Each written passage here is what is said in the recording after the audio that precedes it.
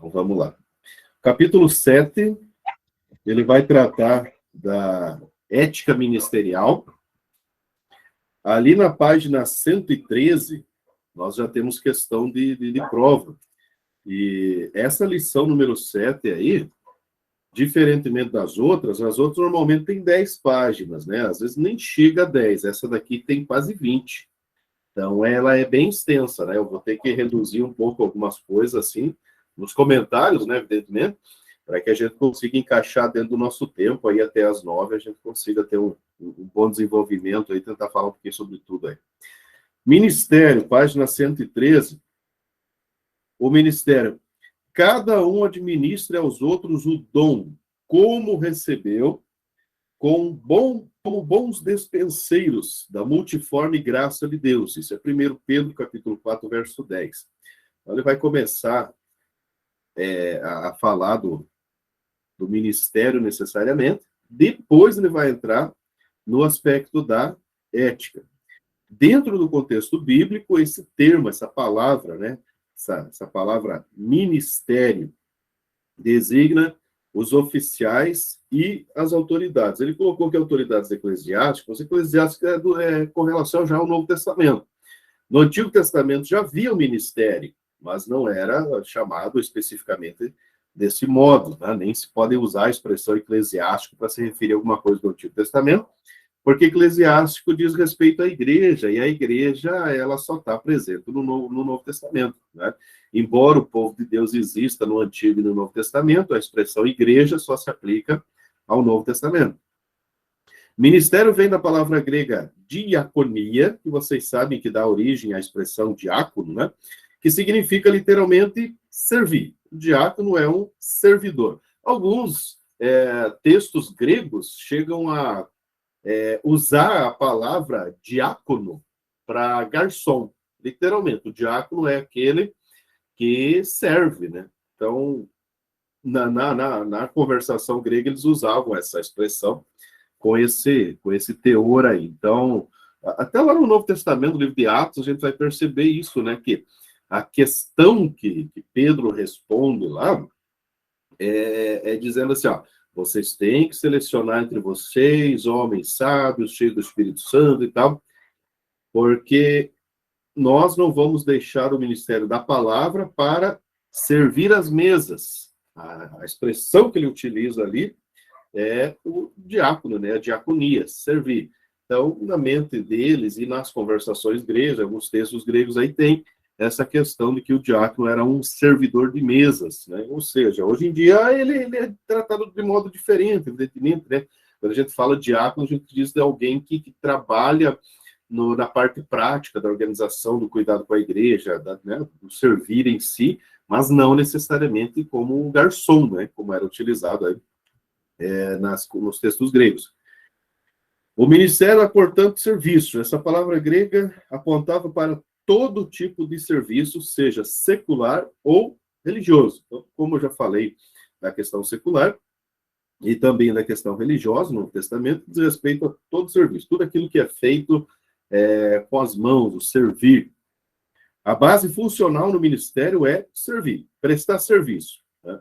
Variedade de serviços prestados em favor da expansão do reino de Deus. Expansão. A palavra expansão aqui está muito bem colocada, porque a gente utiliza normalmente a ideia de crescer. Vamos trabalhar para o reino crescer. Crescer.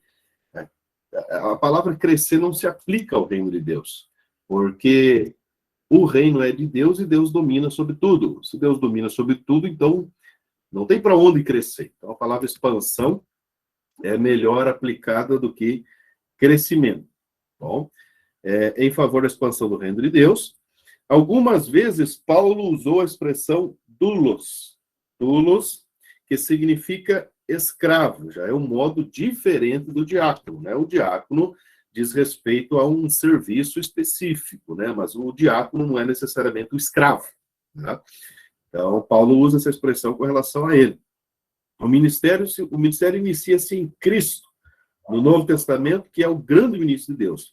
Aparece sequencialmente o ministério apostólico, depois o profético, depois o evangelístico, depois o pastoral. o didático, que é o ministério do ensino, e ainda o serviço diaconal, litúrgico, prático, unicaridade, etc, etc, como tem os ministérios ali. Então, eles começam com Jesus, depois os apóstolos, essa é o que eles chamam de hierarquia. Né? Não é que um é mais importante que o outro, é que um vem depois do outro em termos de ofício.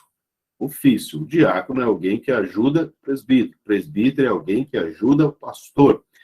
Né? Então, é assim que funciona. Então, não é necessariamente uma questão de grau de importância. Trata-se da questão do ofício, necessariamente.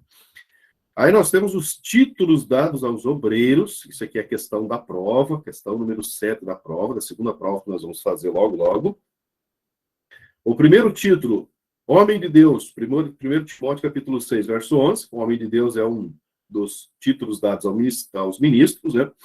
Uma expressão altamente significativa. Dá ao obreiro consciência de sua alta responsabilidade diante de Deus e dignifica a obra que ele realiza na terra junto aos homens. Responsabilidade perante a igreja, perante outros ministros e perante o mundo. Quando a gente diz que alguém é homem de Deus ou mulher de Deus, nós estamos nos referindo ao serviço que essa pessoa faz, o que ela realiza, né? Porque nós qualificamos, de fato, ou adjetivamos as pessoas, os sujeitos em si, a partir daquilo que eles fazem. Então, se alguém é mentiroso e a gente diz que o cara é mentiroso, a gente está adjetivando, qualificando, ou caracterizando uma obra da pessoa. Então, no caso do homem de Deus, quando nós chamamos alguém de homem de Deus, nós estamos dizendo que essa pessoa realiza obras para Deus. Então, o homem de Deus é aquele que trabalha para Deus. É claro que envolve outras características também nesse termo, mas começa primeiramente na questão do que essa pessoa faz. Né? B, mensageiro. O mensageiro é o responsável. Você pode ver aqui que ele coloca a citação de Malaquias. Né? O mensageiro é o responsável em entregar a mensagem, tal como recebeu. Não cria suas próprias mensagens, ele as recebe de Deus e as transmite ao povo. E essa transmissão deve ser fiel. Então, vamos analisar uma coisa bem simples aqui. Vamos ignorar o fato, né, de que muitos pregadores já passaram, né, muito próximos de nós, e nós já escutamos expressões assim. Vamos ignorar isso, porque, né, a gente precisa considerar essas coisas, a própria realidade, com a Bíblia Sagrada. A Bíblia é o nosso manual.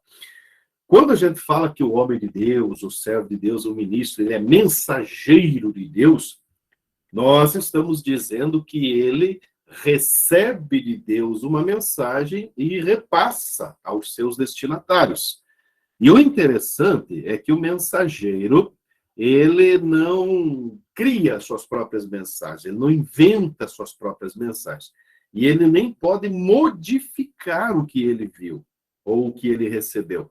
Ele tem que passar exatamente aquilo que foi dito, aquilo que foi passado. O problema, como eu disse para os irmãos, é que nós temos aí muitos e muitos casos em que o indivíduo recebe de Deus uma mensagem e o que ele passa para as pessoas é uma interpretação dessa mensagem, né?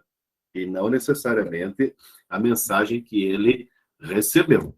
E também há outros casos em que o indivíduo cria sua própria mensagem, né? Com certeza os irmãos já ouviram alguém dizendo assim, levanta a mão aí que eu vou profetizar, eu quero profetizar, eu vim aqui para profetizar. E isso é criar mensagem, gente. Ninguém tem poder para fazer isso.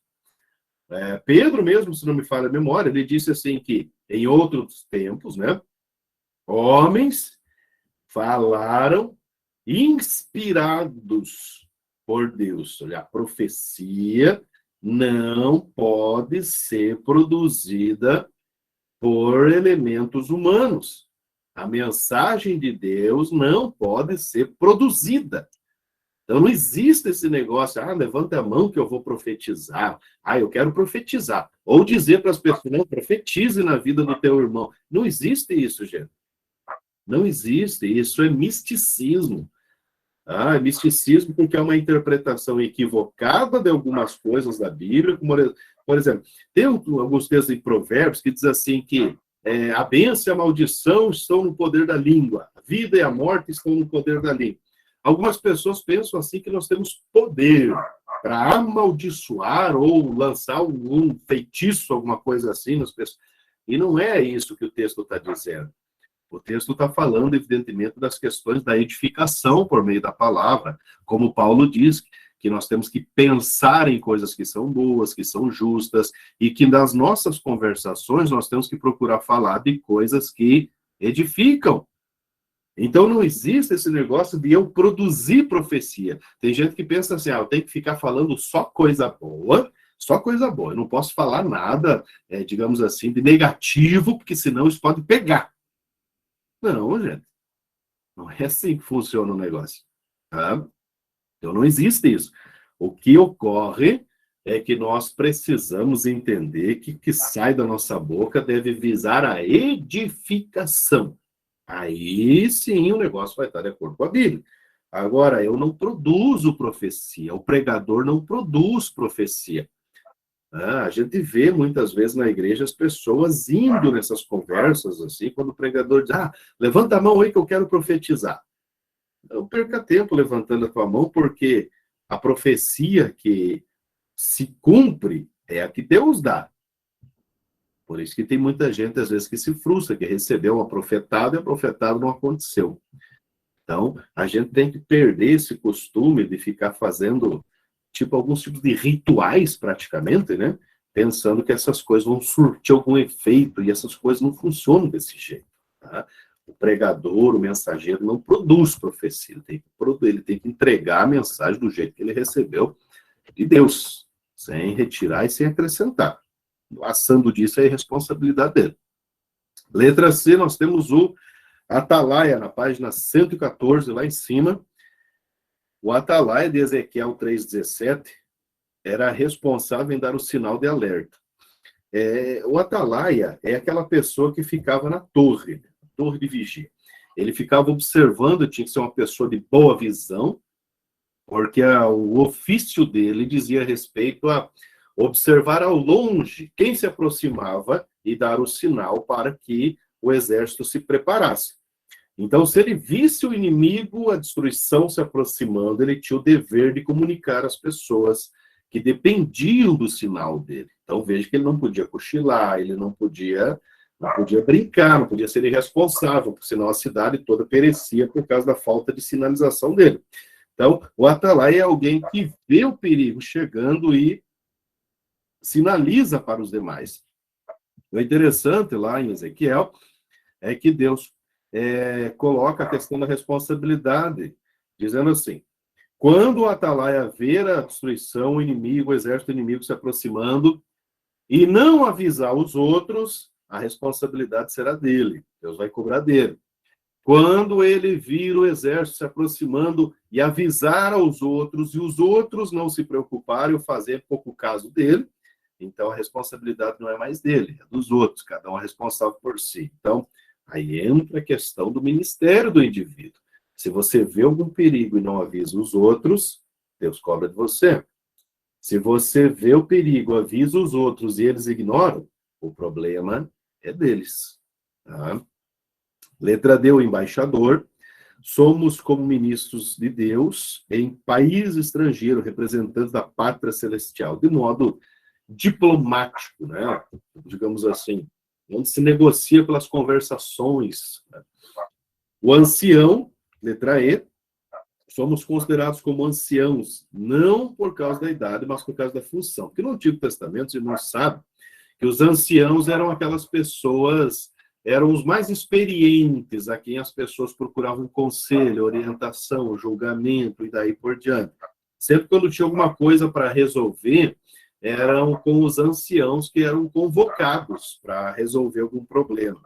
O dirigente da igreja local ou setorial, regional, o dirigente é sempre aquela liderança, né? O doutor é chamado nos textos bíblicos também de mestre. É aquele que tem o dom do ensino, habilidade para transmitir aos outros aquilo que aprendeu.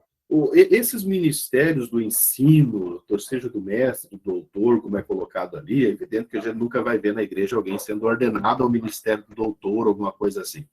Porque não se trata, não necessariamente assim, de um ministério desse tipo, como de pastor, mas apesar de ser uma área importantíssima, o mestre ou o doutor, como ele é colocado ali, é aquela pessoa que recebeu de Deus a capacidade para ensinar.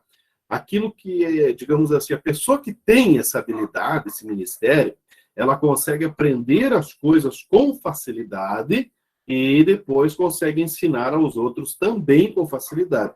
Ou, às vezes, aprende, né, com dificuldade para poder ensinar aos outros de modo mais simples. Então, o ensinador é alguém que vai na frente, que aprende e depois consegue ensinar aos outros com facilidade. Isso é ministério.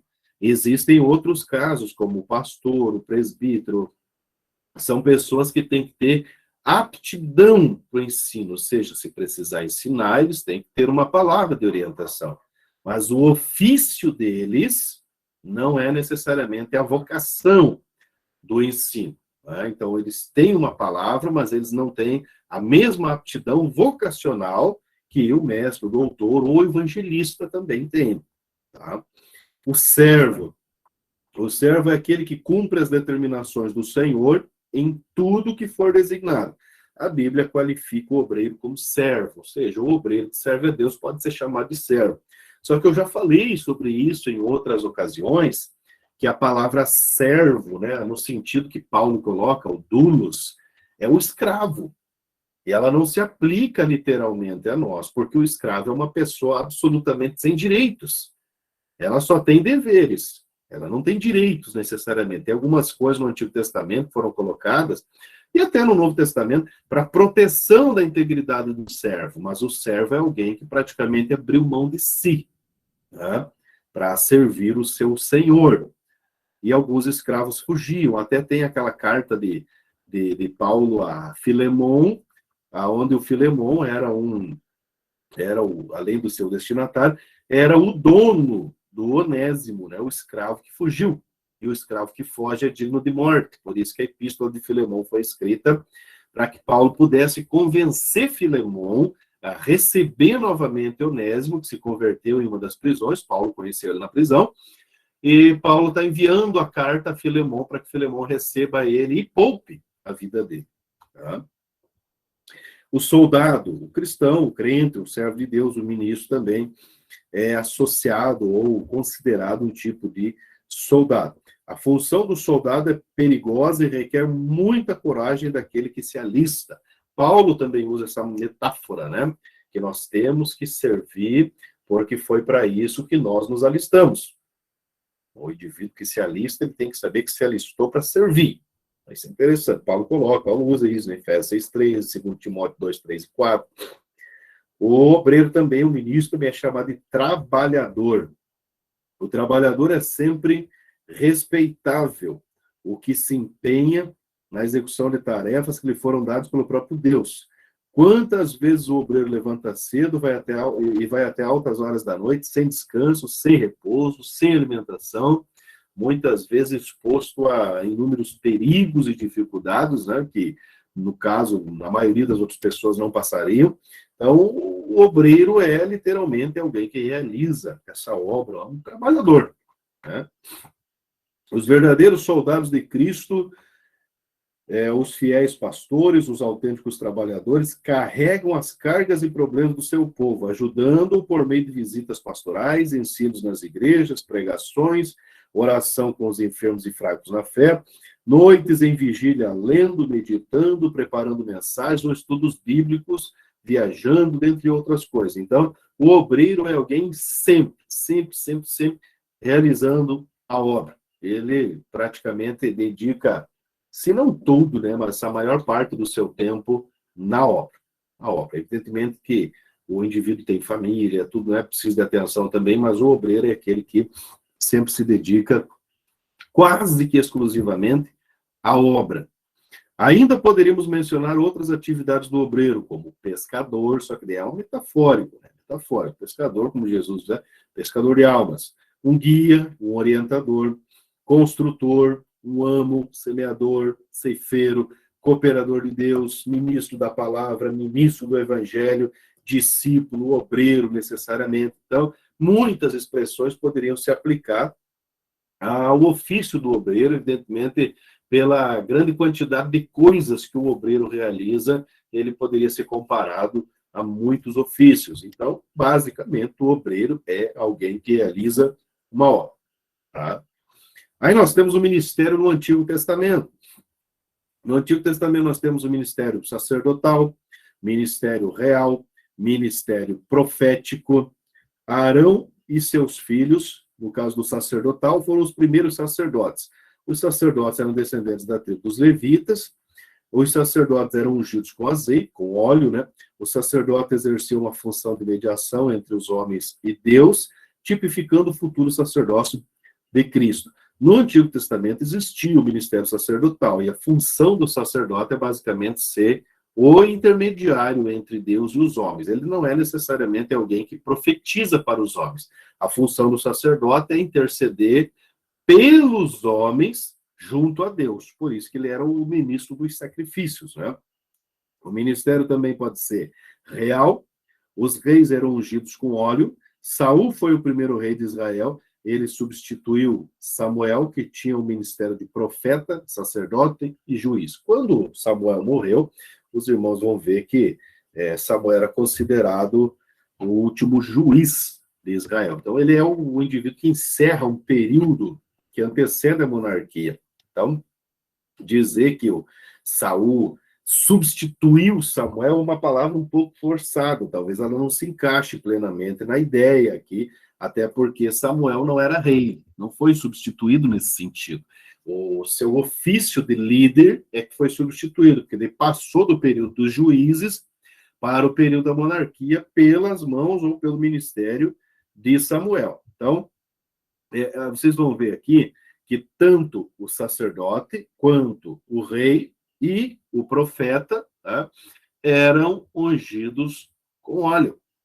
Então, o óleo é, evidentemente, um modo de consagrar, separar, né, tirar o indivíduo do seu uso comum e colocar no ofício dedicado exclusivamente a Deus.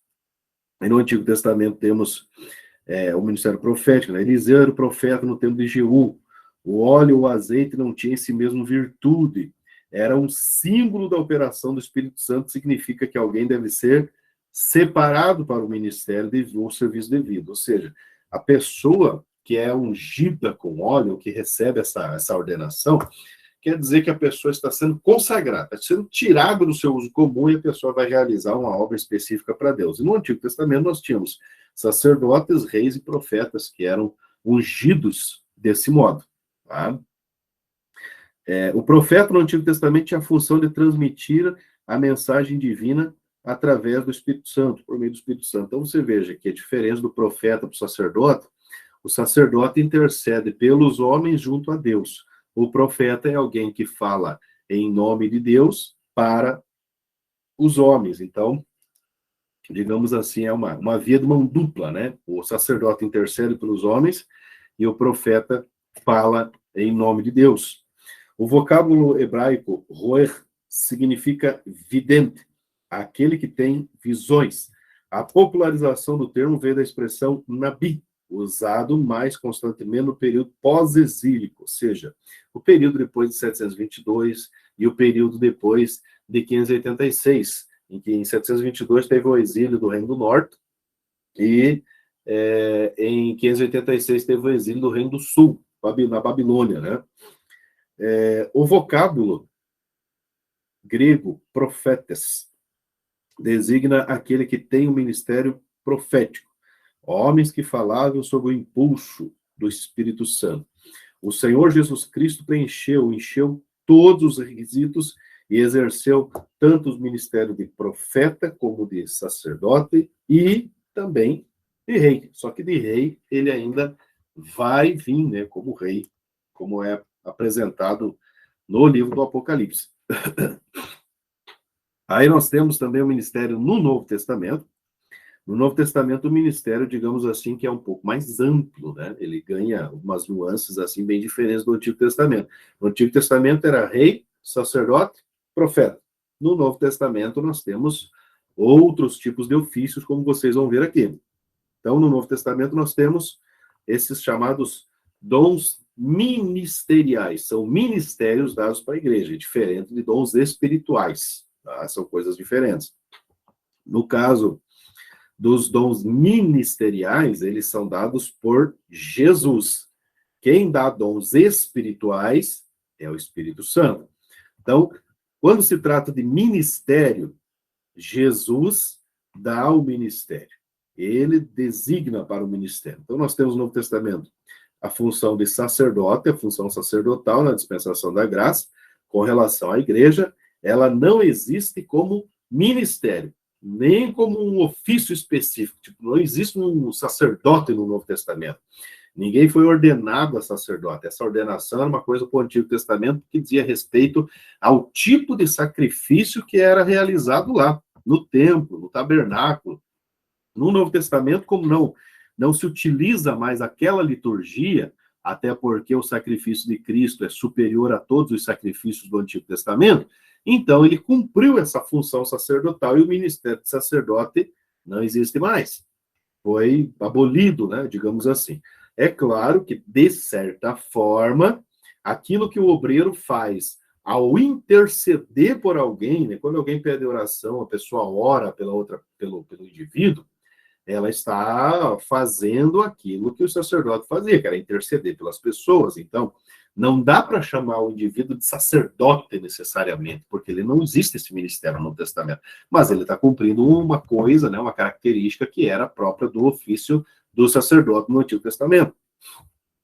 No Novo Testamento, nós temos os apóstolos, que vem do grego apóstolo, que significa enviar ou enviado. Então, basicamente, o apóstolo é alguém enviado, né, direcionado pelo próprio Cristo. E como nós sabemos, lá Jesus levou pelo menos 1 ano e meio, né, para selecionar os 12 que seriam os seus enviados, as pessoas que receberiam a sua autoridade, a autoridade de utilizar o seu nome, né? E Cristo também, segundo o livro de Hebreus, a Epístola aos Hebreus, é também o supremo apóstolo. Veja bem, página 116. Cristo é o supremo apóstolo, Hebreus 3:1. Seus discípulos são outros apóstolos, incluindo Paulo. Paulo, ele não tem todas aquelas características comuns dos apóstolos, mas ele tem essas características de outro modo, né? Outra hora a gente fala sobre isso.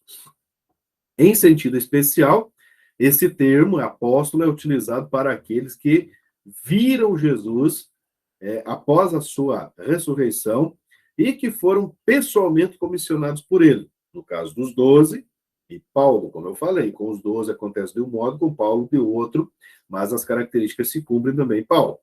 São aqueles que tinham a mensagem original do Evangelho. Então, nesse sentido, veja bem, se a gente pegar o livro de Atos, se a gente vê as características, né, dos apóstolos ali, Pedro e os outros apóstolos que estavam decidindo quem iria substituir Judas, que havia se suicidado, eles apontam algumas características, né? O apóstolo, para ser ordenado ali no caso deles, né, especificamente, teria que ser alguém que andou com Jesus desde o início do ministério, que esteve com Jesus durante a sua vida, que viu Jesus ressuscitado.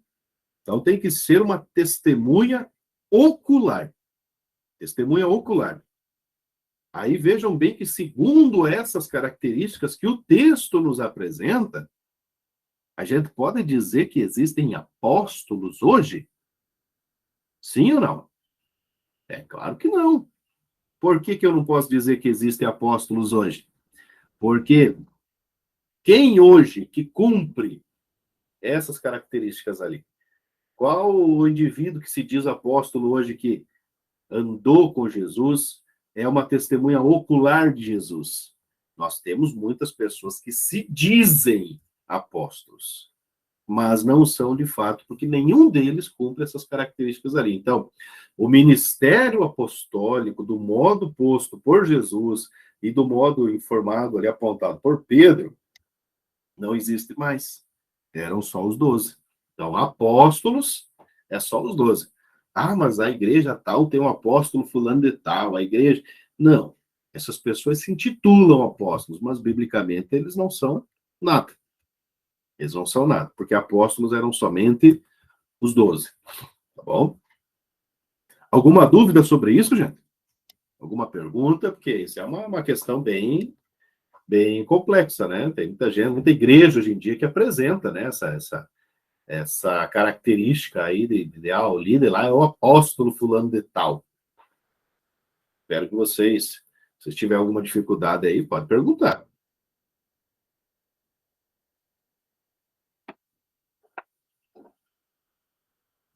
Não tem nada, nós seguimos então.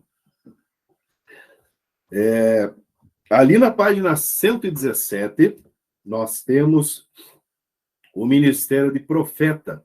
O ministério de profeta no Novo Testamento é bem diferente do Antigo Testamento, tá bom? Aqui no Novo Testamento, o ministério de profeta ali, esse texto ali vai cair na prova, questão número 8 da prova 2. Profetas. É um dos mais importantes títulos que um homem pode alcançar. Foi escolhido para transmitir admoestações, ou seja, orientações do Senhor, consolar os abatidos e fortalecer os fracos.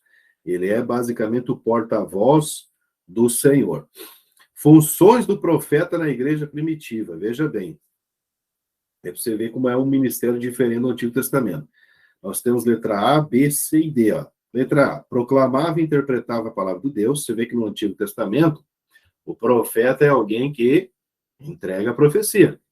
No Novo Testamento, ele é um intérprete. Ele, primeiro, antes de proclamar a palavra, ele entende a palavra. Tá? Então, ele é um profeta, ele é responsável por receber a palavra de Deus, entender a palavra de Deus e ensinar a palavra de Deus, proclamar a palavra de Deus. Letra B. Sua mensagem tinha o objetivo de admoestar, ou seja, orientar, exortar ou animar, né?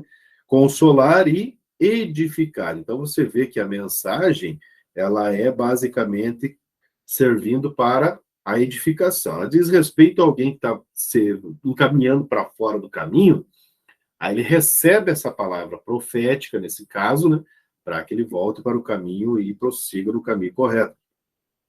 O profeta exercia o dom de profecia. Às vezes ele era um vidente. Aqui ele cita primeiro Crônicas. E como nós estamos falando do profeta na igreja primitiva, tá? Então nós ignoramos a citação de Crônicas. Por quê? Porque na igreja primitiva não tem nada a ver com Crônicas. Né? As coisas se contradizem aqui. Talvez tenha sido um erro da edição. Ele desmascarava o pecado e proclamava a justiça e o juízo vindouro.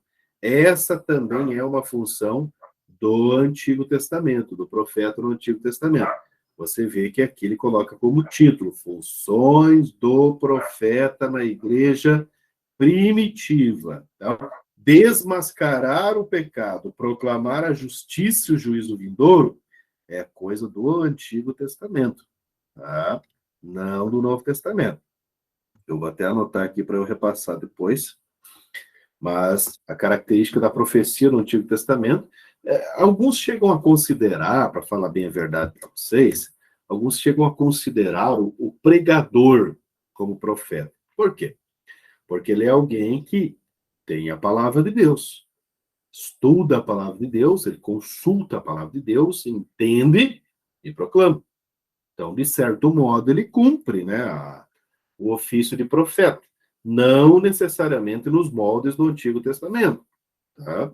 Porque aqueles profetas do Antigo Testamento, daquele modo, foram encerrados no Novo, tá? Quando Jesus diz assim, ó, a lei e os profetas, ou seja, aquele sistema antigo, daquele modo antigo, duraram até João. Então, os profetas e as leis, e a lei nos moldes do Antigo Testamento se encerram em João. João pode ser considerado o último profeta do Antigo Testamento. Mas no Novo Testamento, quando se fala de profeta, o profeta do Novo Testamento, ele não é necessariamente nos moldes do Antigo. Então, esse negócio de desmascarar o pecado, proclamar a justiça, essa é uma coisa do Antigo Testamento, não do Novo Testamento. O Novo Testamento, por exemplo, o profeta é um orientador. Lembram do Ágabo, né, no Novo Testamento?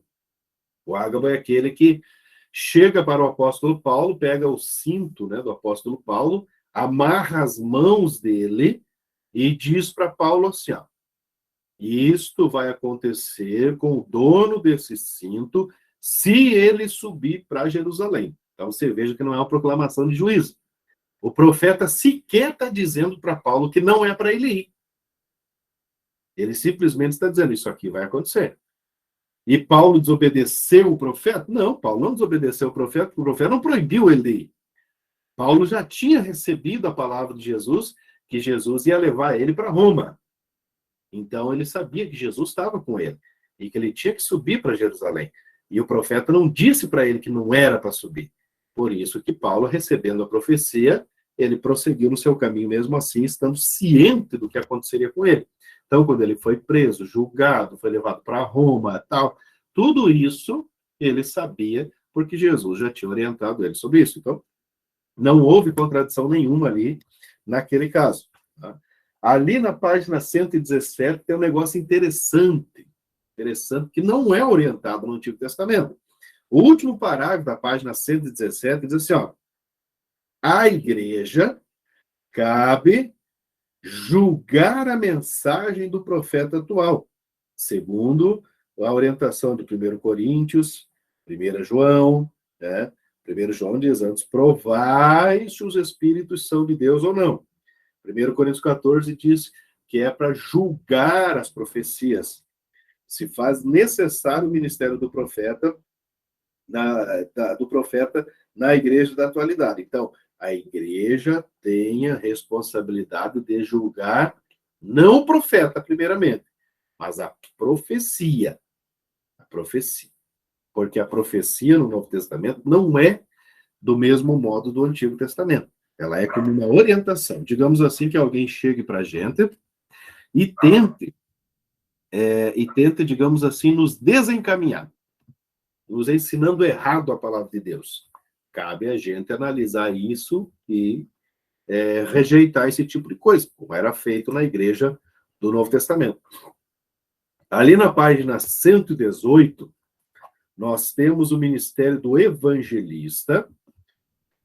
O evangelista, ó, dependendo das atividades, tanto o pastor pode ser auxiliar do evangelista, quanto o evangelista pode ser auxiliar do pastor. Então, ambos vão trabalhar praticamente juntos.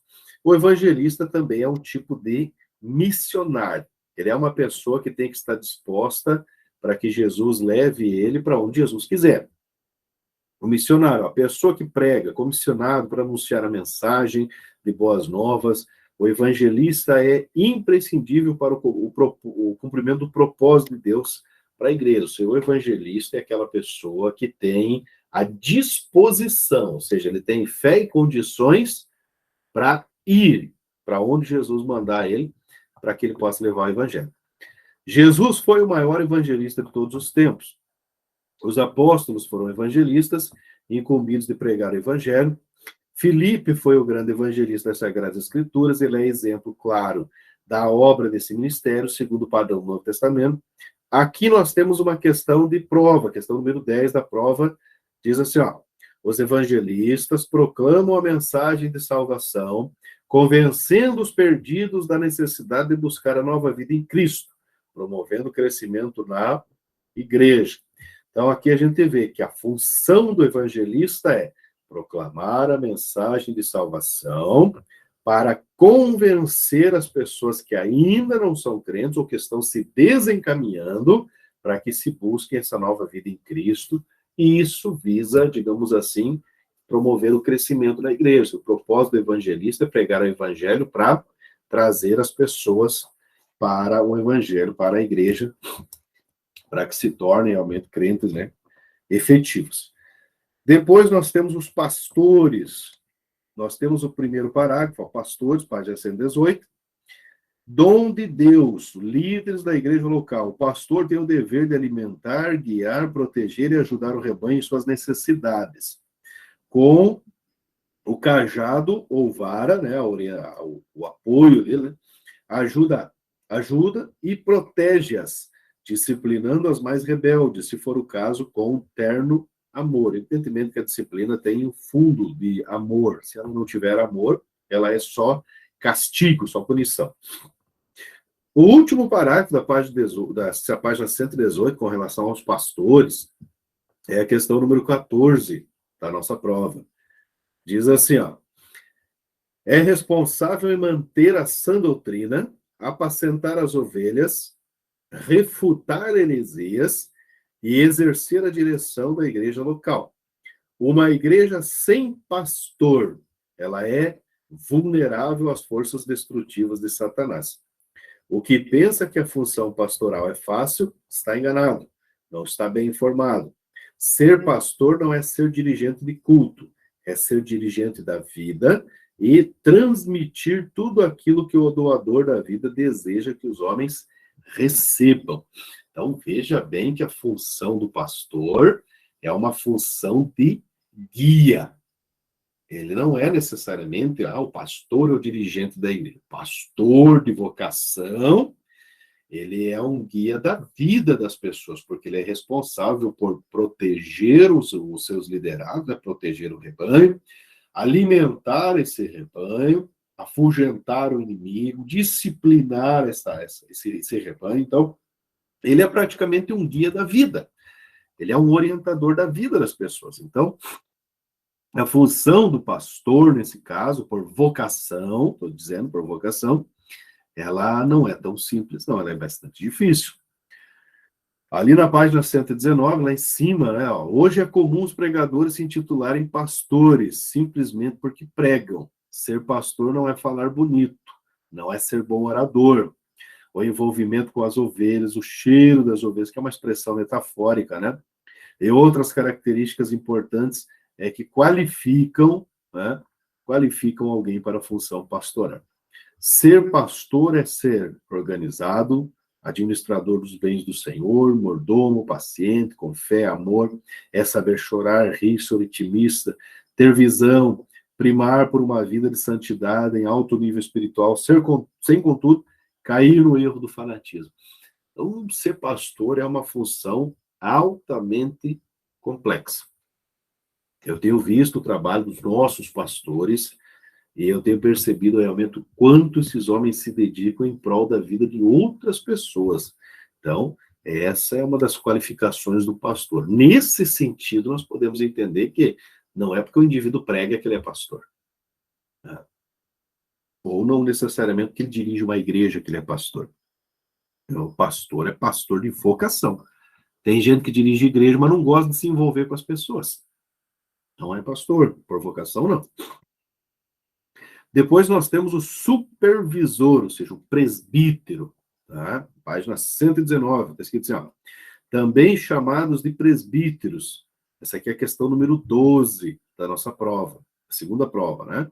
Do grego, presbíteros, título que destaca a direção administrativa e espiritual, também chamados de bispos ou supervisores. Basicamente, qual é a função do presbítero? O presbítero, ele atua entre o pastor e o diácono. Ele é, digamos assim, o supervisor. Ele recebe a orientação do pastor do que tem que ser feito e ele supervisiona e auxilia o diácono na realização dessas obras. Então, entre o diácono e o pastor está o serviço do presbítero. É ele que ajuda, que auxilia o diácono e presta contas deste serviço ao pastor.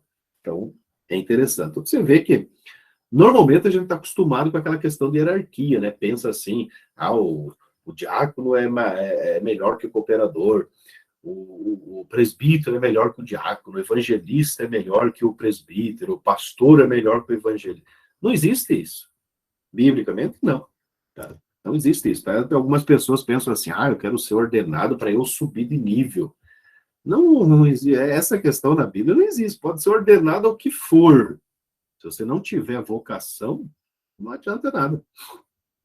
Tem gente que é um bom, que é diácono, mas é um bom evangelista. Tem gente que é evangelista e seria um bom diácono. Tem gente que é presbítero, seria um bom pastor. Então, questão de vocação nem sempre está em sincronia com a ordenação necessariamente, né? A vocação e a ordenação muitas vezes estão fora de sincronia. Mas nós podemos perceber pela Bíblia, veja bem o caso de Filipe. Filipe é chamado na Bíblia, né, de evangelista. Mas ele, primeiramente, foi selecionado para que tipo de serviço? Diácono. Então, isso não é um pecado, né? Como eu estou falando para vocês. Acontece e é comum. E não é um problema, não. Porque com o tempo a pessoa vai se destacando, no sentido de vai exercendo muito bem a sua função, e ela acaba aperfeiçoando a sua vocação. Página 120, os doutores e mestres, é a questão número 9 da nossa prova. Diz assim, doutores e mestres, do grego, didáscalo, ou didáscalos, né? São aqueles dotados de um dom especial de Deus para esclarecer, expor e proclamar a palavra de Deus com o objetivo de edificar a igreja de Cristo. Então, esses são os chamados mestres e doutores. Tá? É uma coisa que a gente não vai ver ninguém ser ordenado a isso. Né? Porque acredita-se que você pode ser pastor e ter um ministério de ensino, né? Pastor mestre, por isso que em alguns textos é chamado pastores mestres, né? Não pastores e mestres.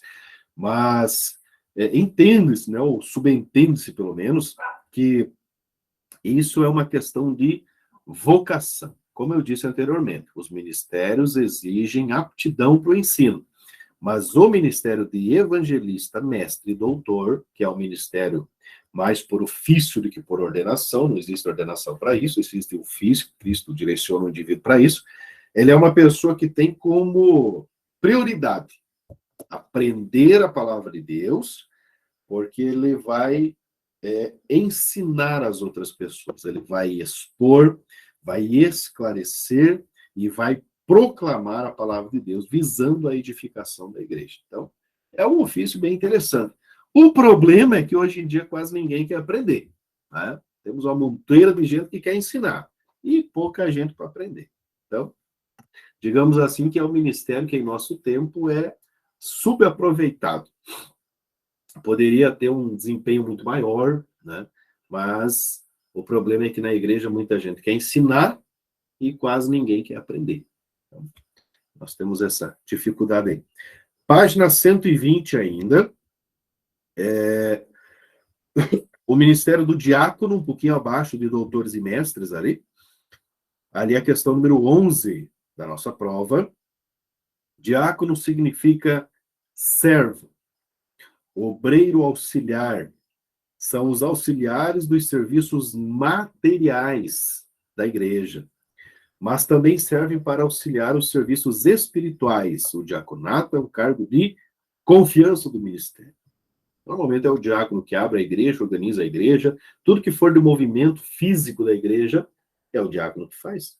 Nosso irmão Arley está aí, eu não sei se o irmão Arley é ordenado a cooperador, ou cooperador não tem ordenação, tem só reconhecimento, mas é um excelente diácono. Diga, irmão Arley. Só cooperador ainda, foi apresentado numa reunião geral como cooperador. É um excelente diácono. Tem sido um excelente diácono. A gente está lidando lá com o som lá em cima, com as coisas, a gente percebe o trabalho, aquele trabalho que o irmão faz, de ligar o microfone, passar o microfone para os irmãos, recolher o microfone, limpar a tribuna lá antes do irmão pregar. Isso é trabalho do diácono. Então, veja como é uma questão de confiança. É um cargo, digamos assim, né, de confiança, sempre de respeito do ministério. E eu digo para os irmãos, a igreja percebe, né, esse trabalho. Aí eu digo para o irmão faltar lá na igreja, né, que o irmão, né, às vezes tiver um compromisso, alguma coisa, aí vão perceber, né, a importância que tem esse serviço que o irmão faz ali. Então, esse serviço é um serviço de diácono. É um serviço, digamos assim, de uma utilidade fundamental. Fica mais, é uma coisa mais dos bastidores, digamos assim, né? Fica mais no anonimato, praticamente, mas é um serviço a Cristo. Eu, quando comecei no ministério, eu fiz praticamente de tudo um pouco. Né? Hoje eu estou na Assembleia de Deus com os irmãos ali, está indo para 10 anos. Mas antes disso, já fiquei 10 anos na Deus é Amor, na época da Deus é Amor ainda. E lá eu comecei, eu limpava banheiro, pintava placa, pintava faixa, pintava a igreja, dirigia culto, fazia tudo. Operava som, fazia programa de rádio. O que vinha para fazer, eu fazia. Hoje eu já não tenho mais saúde para fazer isso. Né? Mas eu fazia de tudo. Mesmo na Assembleia, quando nós chegamos ali com os irmãos, começamos do zero, fui lá para a porta, esses irmãos vão lembrar, eu ficava na porta, atendi os irmãos, recebi, fiquei pouco tempo lá, mas fiz, tem uma época que passaram a salva, para ajudar para os irmãos passar a salva, tudo mais. Estava ali para ajudar, então é o serviço que a gente desenvolve, mas hoje em dia eu já não consigo mais, porque já não tenho mais tanta saúde para isso, mas é um serviço essencial, porque é uma coisa de confiança. Veja bem, normalmente quem abre a igreja, ali no caso ali da sede, nós temos o evangelista Mondai, que é responsável por isso, mas abrir a igreja, organizar ali, é serviço diaconal. Então, é um trabalho excepcional que é feito na igreja, sempre nos bastidores. Às vezes o povo sai da igreja, né, come alguma coisa, ou toma alguma coisa, como acontece, né, sai e fica lixo lá. Quem recolhe isso? Quem recolhe isso, quem fizer isso, está fazendo um exercício diaconal, fazendo um trabalho diácono. O trabalho do diácono é esse trabalho material da igreja. Né? Não é, ele, claro que ele tem esse aspecto espiritual, por exemplo, servir a ceia. Né? É basicamente serviço do diácono, é um auxílio espiritual. Então, a parte material espiritual ali é do diácono. E o diácono também, como eu falei, é uma questão de vocação. É o indivíduo que faz uma coisa material, assim, e gosta do que faz. Então, não é necessariamente... Tem gente que foi ordenada, fala para vocês, você foi ordenada a diácono, mas que não gosta desse tipo de coisa. Não gosta de estar lidando com as coisas na igreja. Então, não é uma pessoa que tenha vocação para esse tipo de coisa, né? A pessoa que tem vocação, a pessoa que quando vê alguma coisinha assim, já sente vontade de fazer, sente vontade de ajudar. Aí na página 121, nós temos a questão número 15 na parte de doutrina. Doutrinas ali, página 121. Antes das doutrinas, nós temos ali uma lista de funções que são as funções do diácono, né? Ou seja, os ofícios, né, que o diácono faz. Como eu citei anteriormente, e até o irmão Arden me perdoe ter citado o nome do irmão aí, isso que eu lembrei do irmão, né? O irmão faz aquele trabalho lá. Ó, distribuir a ceia, auxiliar no recebimento das ofertas, ajudar na limpeza do templo, conservação do prédio, cooperar na ordem do culto, assistindo as pessoas que veem o templo, visitar, levantar as necessidades dos membros, fiscalizar a segurança do templo, assessorar o pastor, zelar pela segurança pessoal do pastor, atender às convocações, às orientações, dedicar-se a uma vida espiritual digna que lhe ofereça a possibilidade de crescer e tal. Então, o trabalho do diácono é esse trabalho assim, do cuidado com a parte física. Isso é interessante. Aí vamos para a parte de doutrinas ali, que é a questão número 15. Está escrito assim, ó. Essa palavra significa ensino ou instrução. Então, doutrina, quando fala assim, ó, culto de doutrina, culto do que é? Culto de ensino, instrução, orientação. Não adianta a gente chamar de culto de doutrina, se não vai ter ninguém ensinando. Se não vai ter ninguém ensinando, então não é culto de nada. Pode ser culto de qualquer outra coisa, mas não de ensino. Tá? Vem do latim, doctrina, cuja forma verbal é docere, ensinar. É daí que vem a palavra docente. O docente é aquele que ensina. E aí que vem a palavra educere. Educere é educar, ou seja, ensinar ou extrair a educação. Tá? O termo no sentido literal, aqui é a questão 15, ó, o termo no sentido literal pode referir-se, ou perdão, no sentido geral, né, pode referir-se a qualquer tipo de ensino. No sentido teológico, pode-se definir como as verdades fundamentais da Bíblia disposta em forma sistemática, ou seja, o docente bíblico, digamos assim, né, o ensinador bíblico, ou aquele que prega doutrina, que ensina doutrina, o chamado que exorta, né? Essa pessoa é aquela que apresenta as verdades fundamentais da Bíblia de modo sistemático. Então, veja bem, cultos de ensino, cultos de doutrina, esses cultos é para ter o propósito do quê? O propósito de instruir, orientar. Tem que ter essa orientação. A orientação do quê? Das doutrinas fundamentais da Bíblia, doutrina da Trindade, doutrina de Cristo, doutrina do Espírito Santo, doutrina de Deus. O que a gente vai ver mais é pregação temática, ou ensino temático, né? Nos cultos de doutrina, mas não ensino sistemático. Tá? Agora nós vamos especificamente para a parte de ética, né? Hoje, pelo jeito, só vai dar para a gente ficar nas questões de prova mesmo, porque por causa do nosso tempo, né? Então não vai dar para a gente ir tão longe aqui no que daria para ir. Vamos dar uma resumida em algumas coisas especificamente, mas não vai dar para a gente trabalhar tudo como eu faço, assim, né? Lendo parte por parte, explicando parte por parte. Na página 122, nós temos o texto vai começar ali com o título Ética Ministerial. O primeiro parágrafo ali é a questão número 16, está escrito assim, ó. Definida como ciência moral, a ética ministerial trata-se de um padrão de conduta humana elevada, envolvendo consideração e cortesia para com nossos semelhantes. Então, basicamente, a ética é chamada ciência moral, né?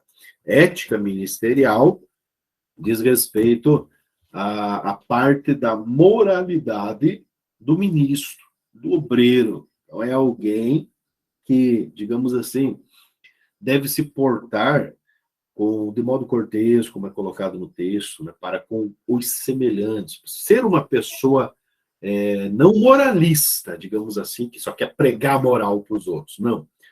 Mas uma pessoa que tenha realmente uma boa ética, um bom decoro, uma pessoa que sabe se portar com relação a outras pessoas. Uma pessoa, basicamente, tenha um padrão de conduta de moralidade elevado, ou seja, de pureza, né, de santidade, de cortesia, de humanidade. Então, isso é a ética do ministro. Ali na página 123, nós começamos até aqui, acabaram os textos de prova, então eu vou fazer um resumo, né, dos textos que restam aqui, que são bastante, na verdade, não são poucos, não, vamos ver mais adiante, falta bastante página. A ética do pastor para com seu antecessor. Podemos dizer com certeza que o pastor deve honrar com sinceridade de coração o seu antecessor, qualquer que seja o histórico deixado por seu antecessor, seja ele de popularidade extrema e saída voluntária, ou seja sua saída motivada por uma desventura que tornou sua permanência no cargo incompatível a ponto de haver sido removido do pastorado. Ainda assim, seu sucessor deve mostrar consideração e honra para com ele, uma vez que se faz necessário lembrar que ele é seu irmão na fé. Uma insinuação maldosa lançada contra aquele trará um reflexo negativo contra o pastor atual e, principalmente, contra o corpo de Cristo, do qual ambos são membros. Então, veja bem, aqui ele coloca uma coisa específica com relação a pastores e os antecessores. Mas não necessariamente isso se aplica ao caso do pastor. Tem outros casos também. Veja bem, vamos fazer um exemplo, nem do pastor, mas de um líder de departamento, por exemplo. Né? Líder de departamento. O indivíduo era líder do departamento, aí ele precisou ser removido, porque não teve um bom desempenho, digamos assim. Vamos, né, jogar por baixo. Não teve um bom desempenho, foi removido e foi colocado outro. Aí o novo que chega, ele vai começar a denegrir o trabalho daquele anterior. pensando que o outro não foi bem e ele foi colocado ali porque ele é melhor. Isso não vai soar como uma coisa boa para a igreja, gente, né? Que bom líder, que bom pastor que já chega denegrindo o trabalho do outro que foi seu irmão em Cristo, né? E que, digamos, tenha caído ou acontecido qualquer outra coisa, né? Mais grave ou menos grave, não importa. Ainda são irmão em Cristo, né? Eu lembro de um caso, eu não vou nem contar esse caso, não é bem complexo esse caso aí, vai mais dificultar do que ajudar.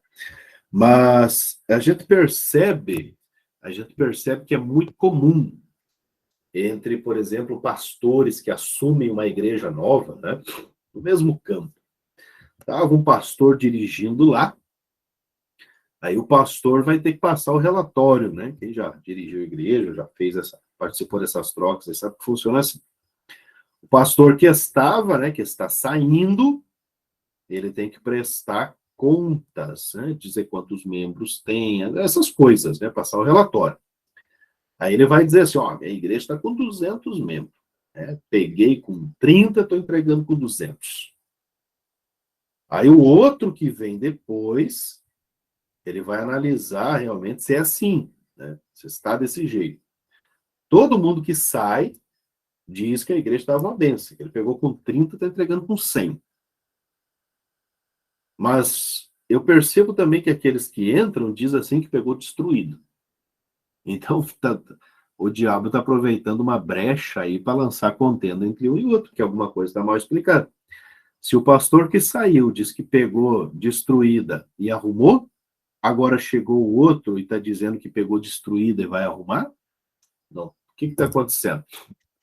Então, vocês vejam que isso aí acontece. A gente participa muito de muitas reuniões de obreiros, essas coisas, a gente percebe que existe essa falta de sensibilidade com relação ao trabalho do antecessor.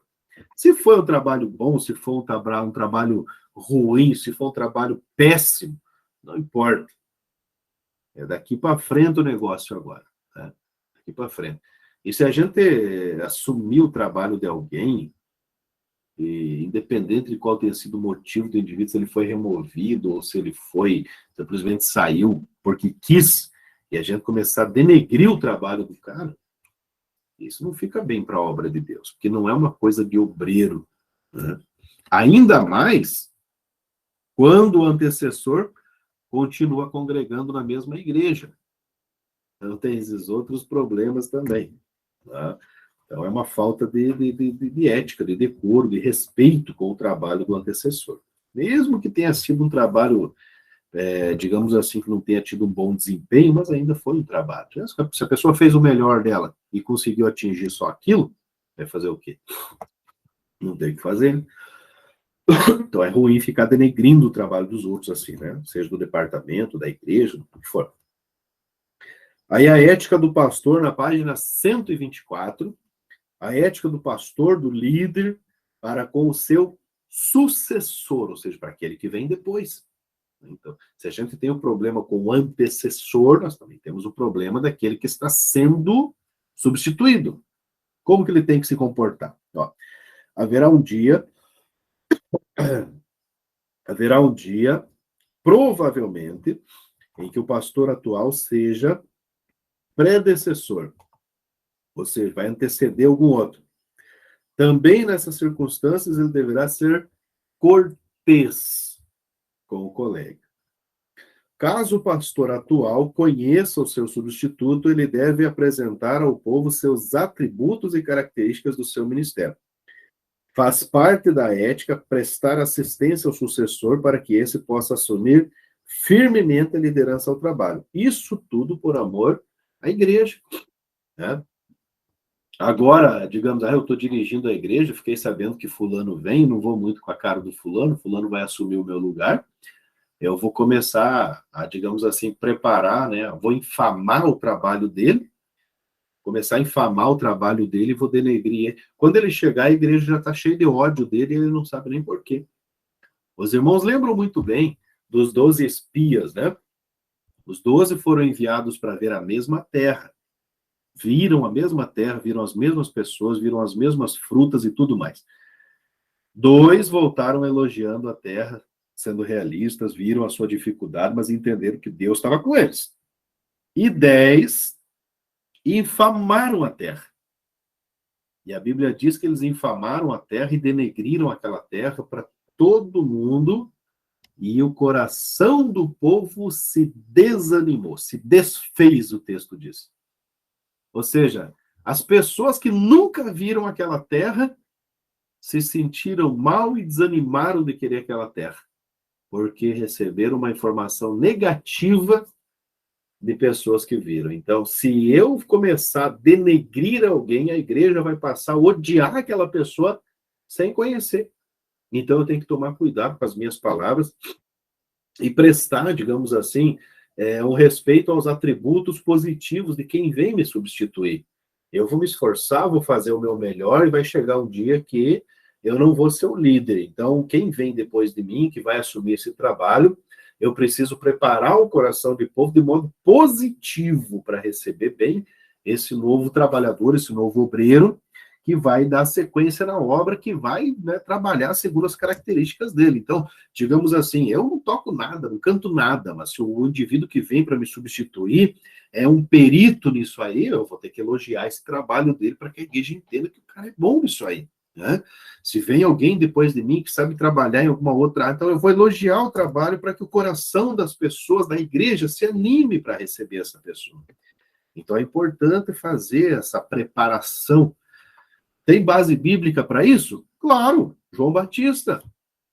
João Batista foi chamado para quê? Para preparar o caminho. Ele não preparou o caminho? Claro que preparou o caminho. Imagina se ele ficasse dizendo assim, ó, gente, depois de mim vem um aí, ó, vocês têm que tomar cuidado. Ó, que pessoa que ia seguir Jesus, gente, me diga. Então, João Batista diz, não, tá vindo alguém aí que é melhor do que eu. Eu não sou digno sequer de desatar-lhe as sandálias dos pés. Então, ele já preparou o coração do povo, e quando Jesus começou a pregar, o povo seguiu a Jesus. Até os discípulos que estavam andando com João Batista passaram a seguir Jesus. Então, a gente tem que ser cortês, tem que ser bem educado, bem ético com relação à pessoa que venha depois da gente, para dar sequência no trabalho, por amor às pessoas que vão ficar ali. Então, a gente precisa entender essa questão. Né? Parece que a internet do Morley está oscilando. Né? Vamos lá na página 127. Página 127.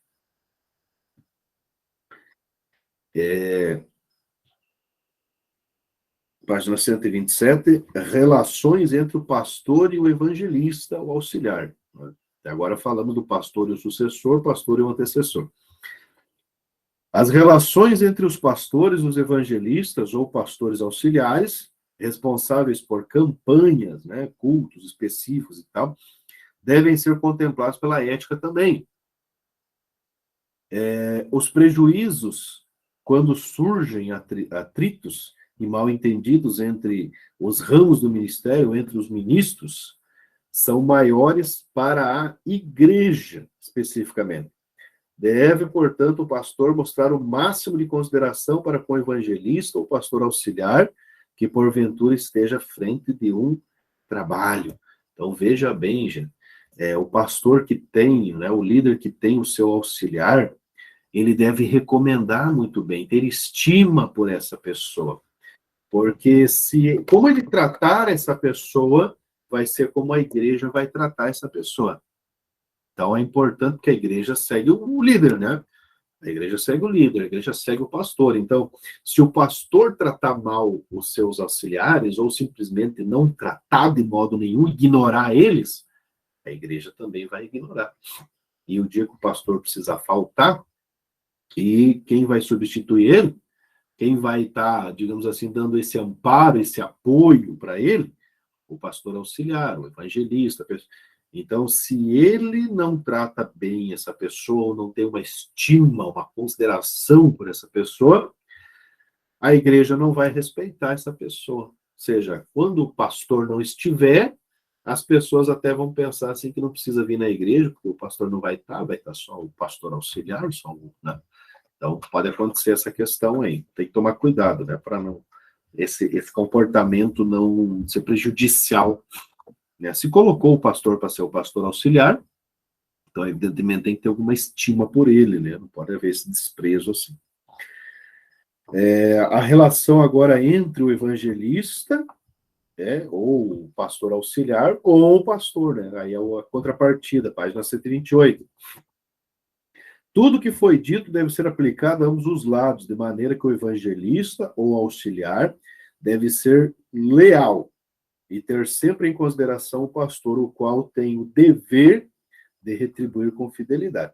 Ao usar o púlpito em suas ministrações, deve-se ter cuidado para não contradizer, olha que interessante, não contradizer de forma consciente alguma opinião particular, eventualmente mantida pelo pastor presidente, ou pelo pastor, pelo líder, no caso aí. Então, veja bem, se o pastor, o líder, diz uma coisa, o auxiliar lá vai lá e diz outra, quem que a igreja vai seguir? Né? Isso pode causar confusão na mente das pessoas, então tem que se tomar esse cuidado. Não só isso, o indivíduo, né, o pastor auxiliar, o evangelista que auxilia o pastor, ele tem que ter uma estima muito grande pelo pastor, um respeito, para que ele também consiga influenciar a igreja a ter esse mesmo respeito pelo pastor. Se os pastores auxiliares não respeitam o pastor presidente, a igreja também pode começar a tratar o pastor ou o presidente da mesma forma. Então, é necessário ter, né, retribuir essa fidelidade do pastor do mesmo modo, né, ou do modo mais adequado, cortês.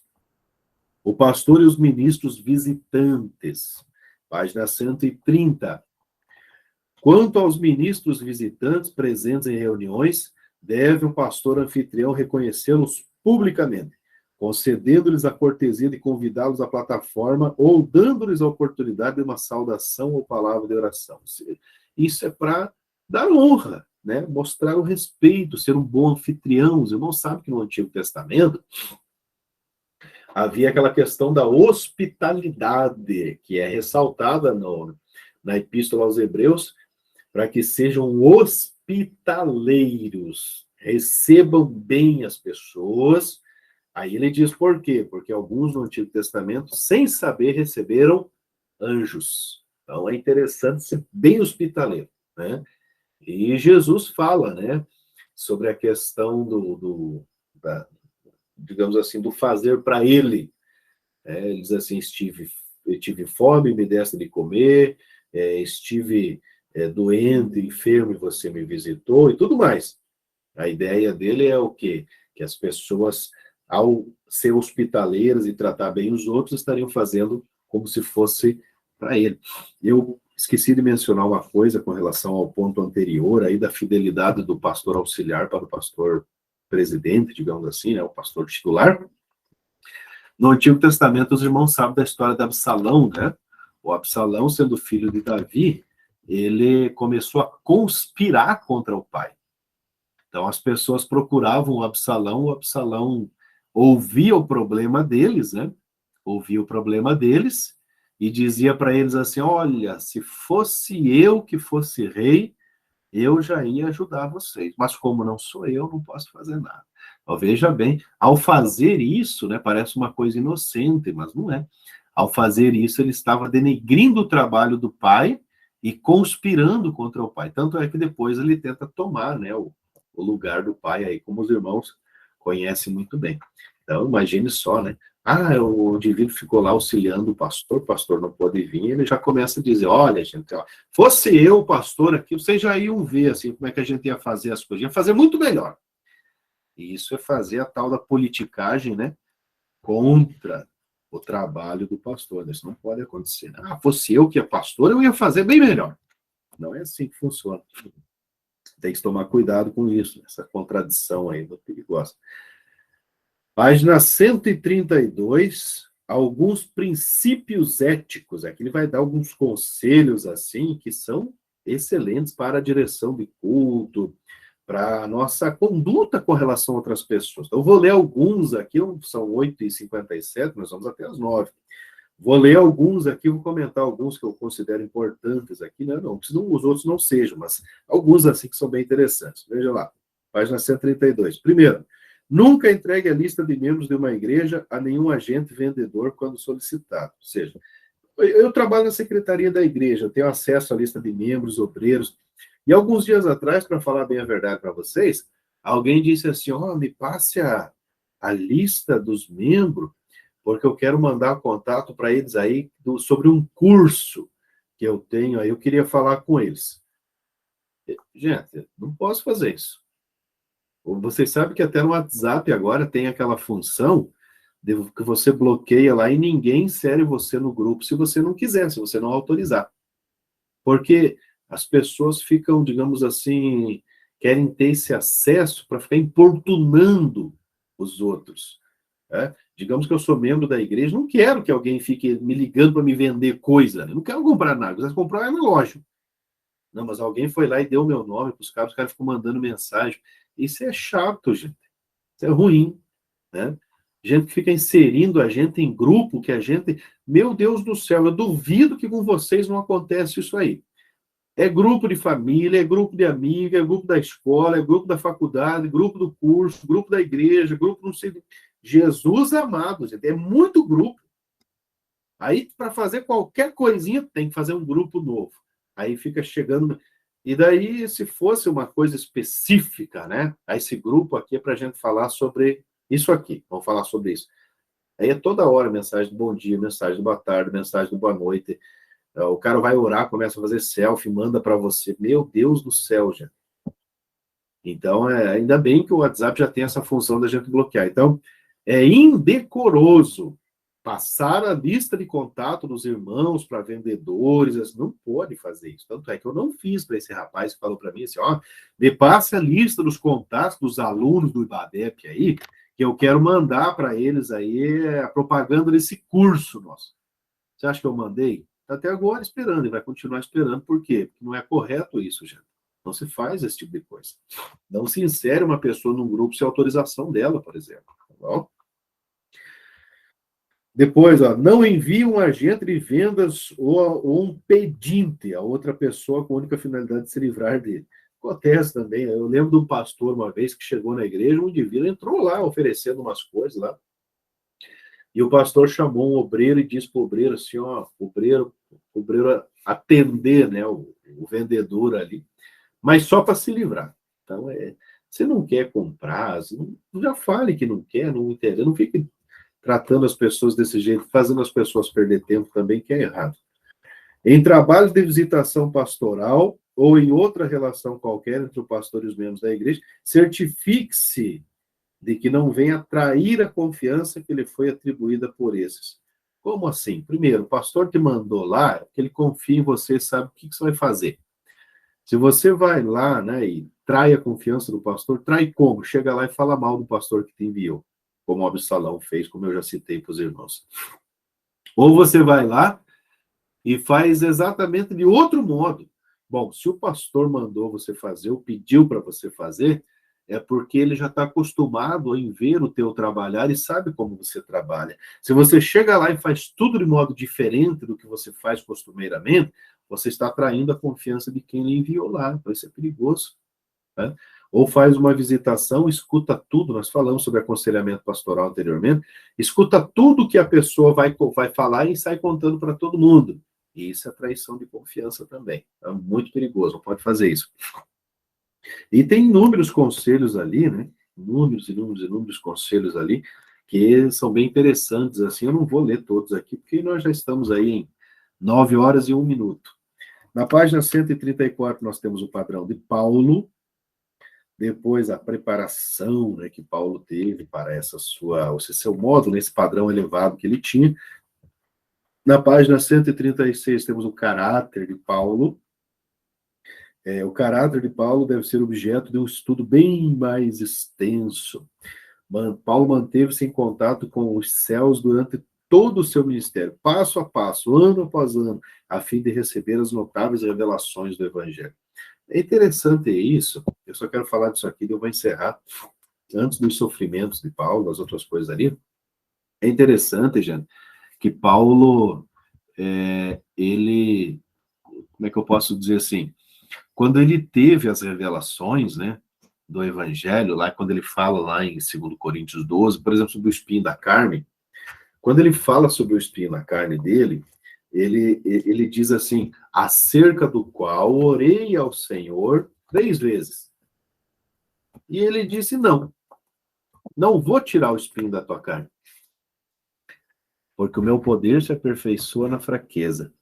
E Paulo prossegue dizendo assim, prossegue não, um pouco antes, né? Ele diz assim, que a ele foi dado esse espinho na carne por causa da excelência das revelações. Então tem gente que quer as revelações sem pagar preço nenhum, sem aceitar sofrimento nenhum, sem, né? Quer as riquezas de Deus, a prosperidade de Deus, a sabedoria de Deus. A pessoa quer tudo de Deus. Mas ela não aceita sofrimento nenhum. E a vida sem sofrimento é irreal, gente. Ela não existe. Então, quando vem algum sofrimento, a gente sabe que Deus está no controle. E se a gente sabe que Deus está no controle, o que a gente faz? Suporta.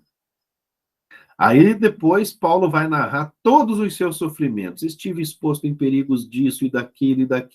E a lista é longa de sofrimento. Por que ele está elencando os sofrimentos dele? Porque a vida do cristão é cheia de sofrimento, gente. Jó disse assim, recebemos do Senhor a parte boa, por que não receberemos também a parte ruim, que é o sofrimento? Por que não vamos aceitar a disciplina também? Por que não vamos aceitar o sofrimento, a luta? Você vê que hoje em dia, até um tempo eu escrevi sobre isso aí, as pessoas, veio o sofrimento, a pessoa já pensa em suicídio. Até eu comentei, né? O meu comentário foi bem negativo sobre essa questão do suicídio. Eu disse assim que a pessoa pensa, né? É coisa de covarde pensar que a vida é só boa, só coisa boa. E que só vale a pena viver se a vida for 100% boa. Se tiver qualquer coisa ruim, não vale a pena viver. Isso é coisa de gente boba, covarde, né? Eu tenho casos de suicídio na minha família. Eu falo por experiência, já. Tenho 3 casos de suicídio na minha família. Do meu pai, do meu tio, da minha avó. Então, as pessoas pensam que a vida só vale a pena ser vivida se ela for livre de qualquer sofrimento. Se ela tiver qualquer sofrimentozinho, não vale a pena viver. Você veja que bobagem. Já passou tudo que passou, em algum momento ele disse assim, vou me suicidar, não aguento mais. Paulo passou tudo que passou, no final da vida ele disse assim, combati o bom combate, acabei a carreira, guardei a fé. As pessoas querem as revelações, as riquezas, a sabedoria, o poder de Deus, querem tudo, mas não aceitam sofrer. Aí não dá certo. Tem que aprender a viver com isso. Não. Meus irmãos, são 9h05, Deus abençoe vocês, né? Me perdoe por não dar para concluir, é uma lição bem longa, vocês viram ali, que é quase 20 páginas, né? É o dobro praticamente do que a gente está acostumado, com 10 a gente dá quanto? Mas com quase 20 aí, com bastante assunto interessante, a gente vai até as 10 sossegar. Daí a gente vai prolongar muito aí o tempo dos irmãos. Muito obrigado pela participação de vocês, tá bom? O irmão Arley, os irmãos aí, então, eu sei que eu pensei, vocês me perdoem, eu pensei que eu já tinha colocado no grupo, mas eu acabei esquecendo. Então, eu já fiz a conversão do vídeo, agora mesmo aqui, terminando nossa aula, eu já vou mandar para o YouTube, assim que já for postado no YouTube, eu mando o link para vocês aí. Tá bom? Obrigado, gente, pela participação de vocês, irmã Simone, irmã Sueli, irmão Randolfo, irmão Paulo, irmão Arley. Deus abençoe vocês. Tá bom? Deus abençoe, irmão. Deus abençoe também.